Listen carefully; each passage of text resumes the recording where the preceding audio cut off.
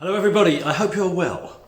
Today's video features Syed Muhuddin from Lion Budokan Karate here in Auckland.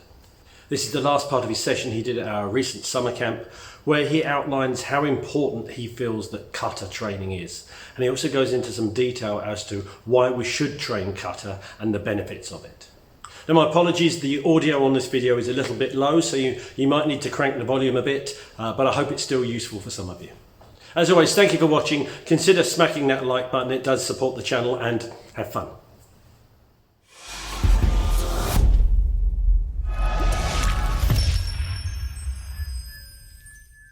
Mainly, when we talk about Heian kata, these katas are designed to, in a scenario where you have opponent coming from different angles.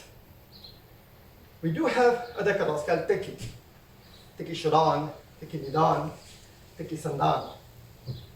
Those kata usually are designed to deal with the person coming from just the front. But the beauty of kata is, if you master individual set of techniques, then it really doesn't matter what is the strike of your opponent, or you're dealing with the person coming from the left or coming from front. As long as you know the essence and you practice it to the extent that it becomes your muscle memory, then you can use part of those kata in a real life situation. That's the message. There is a good debate in terms of, hey, how can you use kata in a real life situation? There's a big debate. And different people have different views, which is fine.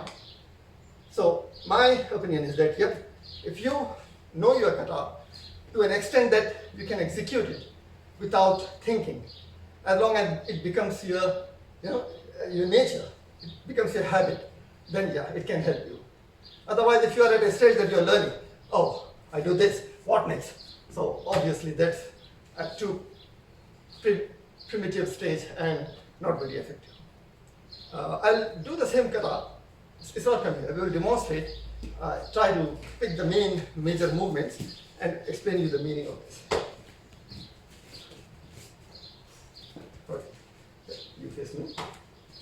Right. So number one is in your fighting stance and moving forward. Face me. So number one is the opponent is coming from your left and throwing a punch. Right. One to the face. Block. Punch. Grab, and then punch to the face or to the ribs where you got. Same back. Now if you try to connect it with what I did, relax. First I executed my block, and as soon as you finish it, goes your punch. And then grabbing him, pulling him forward. You may have seen me doing this, breathing. And then one is here, one punch. And the reason why I'm doing this is again a technical element where you are expected to generate some power within. If I am moving from A to B, naturally the power comes. My punch is strong. If I don't have much room, if I'm asked to generate power from within, then I have to do some movement, right? So for that reason, I have to make sure that before striking here, if this is my contact point, I need to do some mechanism to generate that punch and get the power with it. Otherwise, it will just like be I'm touching him. So that's partly the concept of Shomen and Hiki, Hanmi that I was showing you, which is before you punch,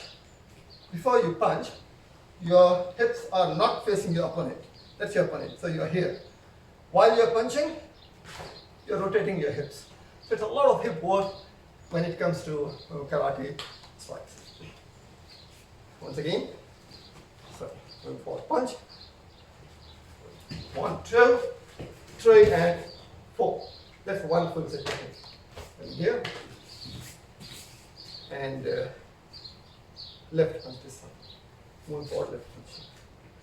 So this is dealt with. Now the other person is coming with this strike, block, punch. Grab him, pull him, and punch. So that's the same set in a mirror. this set of block and punches, you may have seen me doing this. And this is a beautiful technique actually. And we use this technique in several different scenarios, not just in katas. So how it works is, so moving forward, kick to the groin, and then punch to the face, both right. Right. One, block, block. The idea is, when your opponent is striking a kick, and you manage to dodge that, block that, defend it from that kick, naturally his hand will get into action, right? Unless he's a very good kicker and then he will quickly switch and do another kick, which is fine. So in this scenario, we are assuming that the attacker is coming with a kick. So if you manage to dodge that kick, he will come with strike. So once you get to this, block, grabbing him, twisting and bringing him close. And while bringing him, it's a shuto to the head. And then it's a takedown as well. So in this scenario, when we did the punch, once again, block, block, pull, push, and then punch. So this is the set of movements we do in here. So this is what we do. Right? 1, 2, 3. Yeah, this is just a block, and then we did block, block, grab him, pull him, and while extending his ribs and moving in with the oizuki.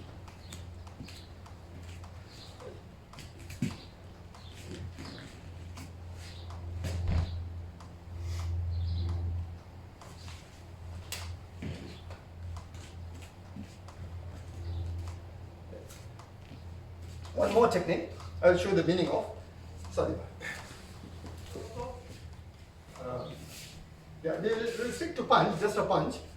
So when your opponent is coming, you have done this guy. So he's coming, and most possibly, in this case, he is striking my face. When I go forward and punch, you just block. While you are blocking, and this hand is going here. Either you are grabbing her from here, here, back, whatever. And once you get to this stage, then again it's a pull down. Pull down. Yeah, back to your place. So over here. Yeah.